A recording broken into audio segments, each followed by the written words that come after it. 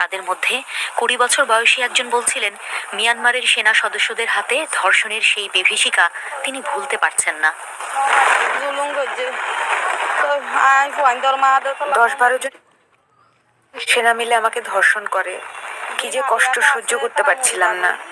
ওদের অত্যাচারে অনেক মেয়ে মরে গেছে। আমাকেও যখন মেরে ফেলতে চাইলো, তখন বাচ্চা দুটোকে দেখিয়ে ওদের পা জড়িয়ে ধরে প্রাণ ভিক্ষা চাইলাম। বললাম বার্মায় কাউকে বলবো না কি হয়েছে, এক্ষুনি বাংলাদেশে চলে যাব।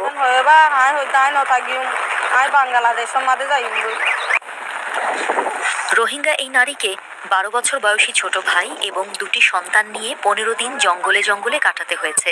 সীমান্ত পার হওয়ার 4 দিন আগে অসুস্থ হয়ে পথেই মারা গেছে তার 4 বছর বয়সী শিশু সন্তান। অবর্ণনীয় কষ্টকে সাথী করে শেষ পর্যন্ত তিনি ভিন্ন দেশ বাংলাদেশে পৌঁছান। হাঁটতে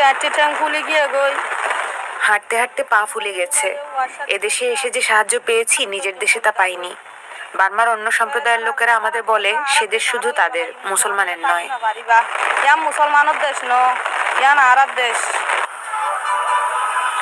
টেকনাফের শাহপরীর দ্বীপ থেকে উখিয়ায় কুতুপালং শরণার্থী শিবিরে দেখা হয় মিয়ানমারের বুধিডংয়ের 65 বছরের বৃদ্ধ জাফর আহমদের সঙ্গে। 6 ছেলে, ছেলের বউ আর নাতি নাতনি সহ পরিবারের 14 জন সদস্যকে নিয়ে 7 দিন ধরে হেঁটে বাংলাদেশে ঢুকেছেন তিনি।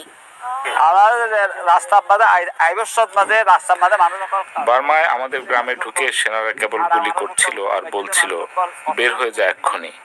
এদেশে আসার পথে অনেক গলাকাটা লাশ পড়ে থাকতে দেখেছি। আমাদেরকে এভাবে কষ্ট না দিয়ে একটা আণবিক বোমা মেরে উড়িয়ে দিলেও ভালো হতো।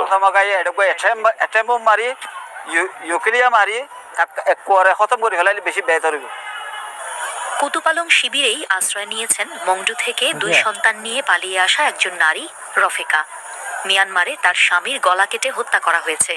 এই নারীর ভাইয়ের স্ত্রীকে ধর্ষণের পর তার অঙ্গ প্রত্যঙ্গ কেটে ফেলা হয়েছে।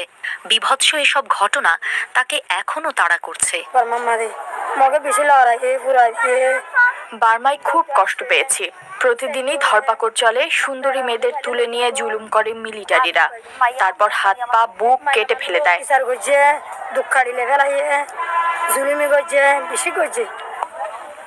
প্রাণের ভয়ে তারা পালিয়ে এসেছেন, কিন্তু কবে তারা নিজ ভূমিতে ফিরে যেতে পারবেন সেটা একেবারে অনিশ্চিত বলে তারা মনে করছেন। তাদের কাছে মিয়ানমারের নাগরিকত্ব প্রমাণ করার জন্য পরিচয়পত্রও নেই। তবে তাদের অনেকে মনে করেন এখন তাদের সামনে শুধু অনিশ্চিত ভবিষ্যৎ। আর যাবেন আবার? ও মা বেশি মারিব আর জানি আমার যাবে।